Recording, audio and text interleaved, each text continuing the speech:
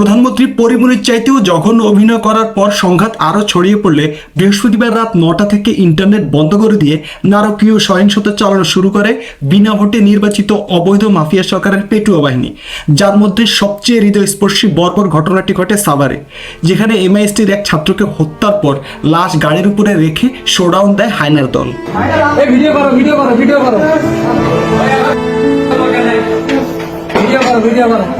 এরপর সেই লাশটি সাভারের রাস্তায় রেখে চলে যায় তারা।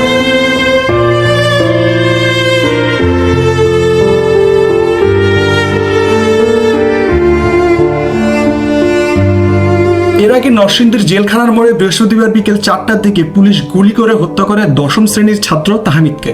তার লাশ নিয়ে জনগণ ফিরে যাওয়ার সময় ফের আক্রমণ চালায় পুলিশ।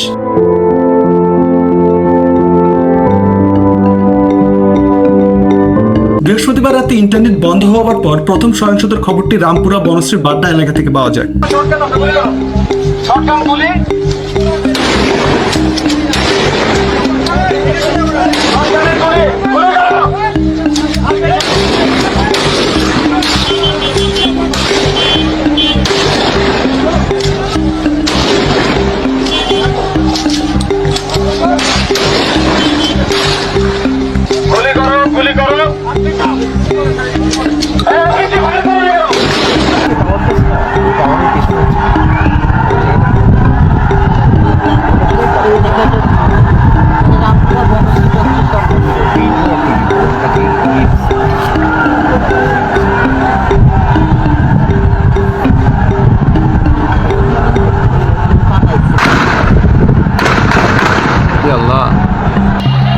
মাংস দৌড়াইছে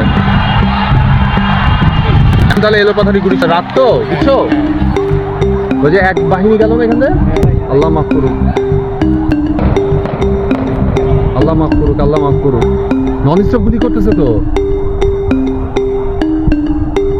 আরো একটি ভিডিও আসে যেখানে যৌথ বাহিনীকে মহড়া দিতে দেখা যায়।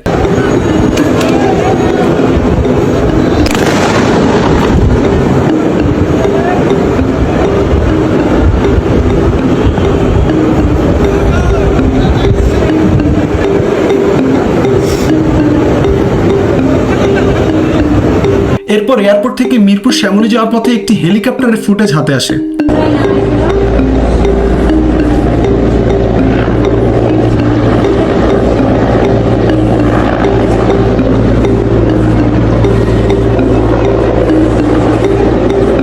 নেট বন্ধ হওয়ার পর রাত 10:30টার দিকে ঢাকা বিশ্ববিদ্যালয় প্রজন্ম 71 হল থেকে ছাত্রলীগের হামলার দৃশ্যটি সামনে আসে।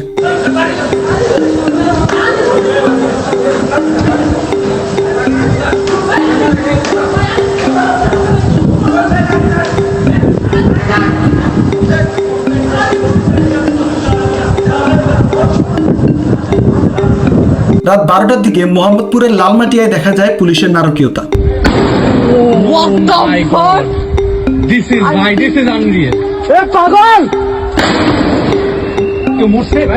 রাত আনুমানিক 1:30টার দিকে বরিশালের চৌমাথা এলাকার দিকে ঘটে পুলিশের নারকীয়তা। 25 মার্চের কালো রাত। ওয়ালাইকুম আলাইকুম সাইয়্যদ দেখ 25 মার্চের কালো রাত। আল্লাহ আল্লাহ চৌমতে কি চলতেছে আল্লাহ মালিক। ওই সাইয়্যদ দেখ দেখ দেখ দেখ দমাই মালিক আল্লাহ কি সাইয়্যদ দেখ মালিক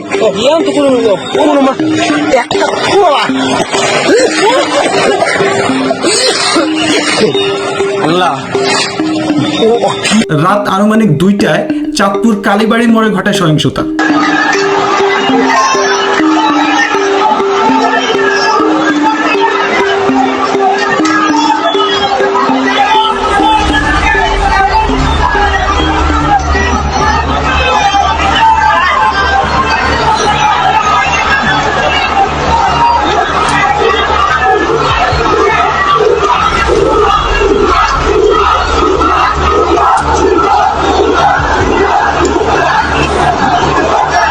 রাত 2:40 ঢাকায় যৌথ বাহিনীর শোডাউন।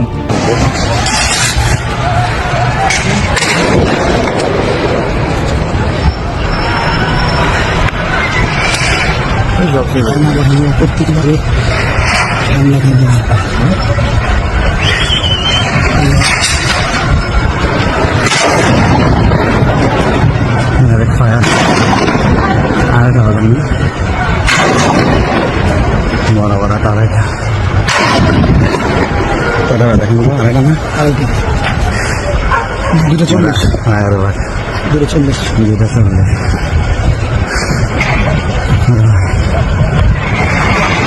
এরপর রাত 4টায় সিলেটে শোডাউন।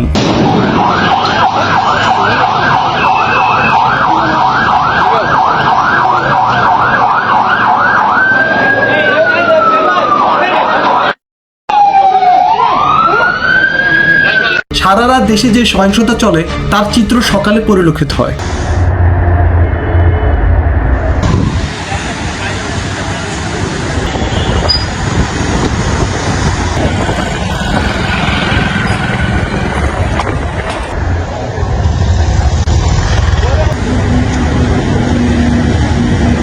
শুক্রবার সকালে রাজধানীর পলাশী মোড় এলাকায় আন্দোলনকারীদের উপর সাউন্ড গ্রেনেড, রাবার বুলেট এবং টিয়ার শেল নিক্ষেপ করা হয়।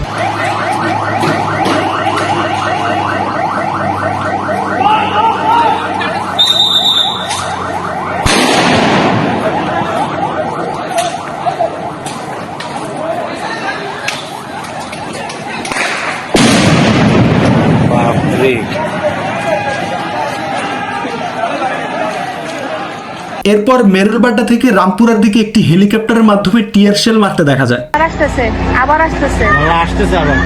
হেলিকপ্টার আবার আসতেছে। হেলিকপ্টার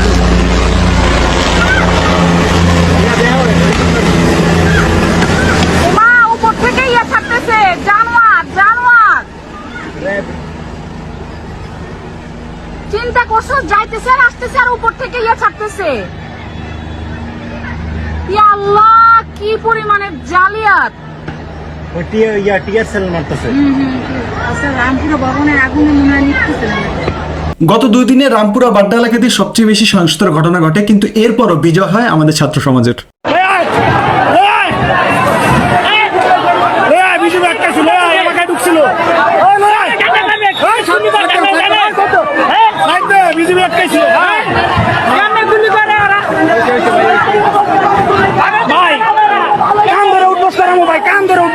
এদিক টাকান মুখলুকানকে এদিক টাকান কান ধরে উঠবস করাম আজকে এরপরে ছাড়বো যাইবো গা আরে যাইবো গা কি কান ধরে উঠবস করাম এরপরে যাইবো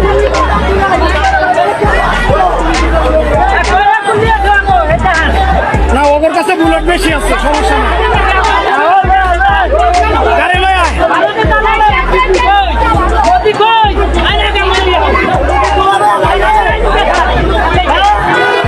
আমার কানের তলে সানগ্রেনেড মারছিলি কে কান ধরে উঠবস করাম রামপুরা এলাকাতে তারা প্রবেশ করে এবং হাজার হাজার জনতা তাদেরকে আটকে দেয়। দুইটা আটকেছে, দুইটা ট্যাং ম্যাং লয়ে ঢুকছে।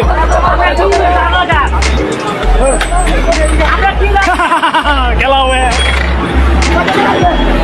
এরপর জুমার নামাজের পরে প্রতিরোধ গড়ে তুলে মুসল্লিরা।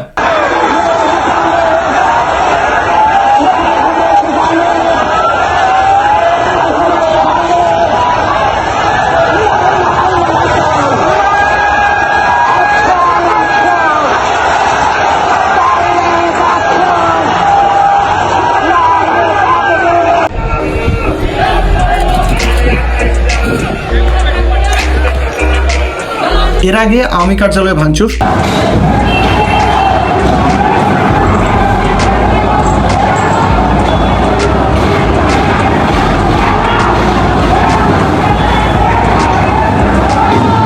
নিহত হয় মেয়র জাহাঙ্গীরের পিএস। বাংলাদেশে ঘটে যাওয়া ঘটনায় স্থান পায় বিশ্ব মিডিয়ায়।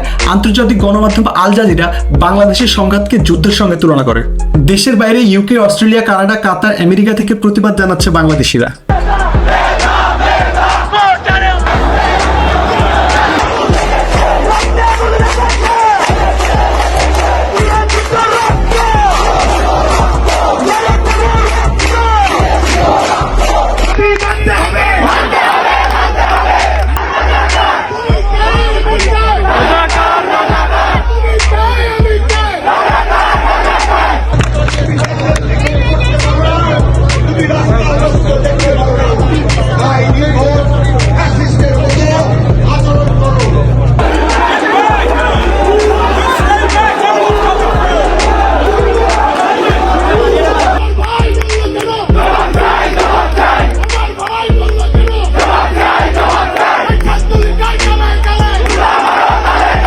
বিগত 15 বছরে দেশে অসংখ্য আন্দোলন হলেও এবারের মতো সাহসী আন্দোলন আর 15 বছরে দেখা যায়নি।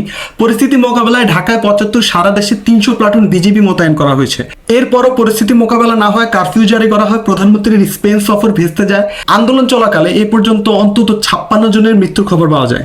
এই সকল ঘটনাই ঘটছে প্রধানমন্ত্রীর একরকম হিংসাত্মক নীতির কারণে। তিনি বলেন, কাদের উস্কানিতে সংঘর্ষের সূত্রপাত হলো তা তদন্ত করা হবে।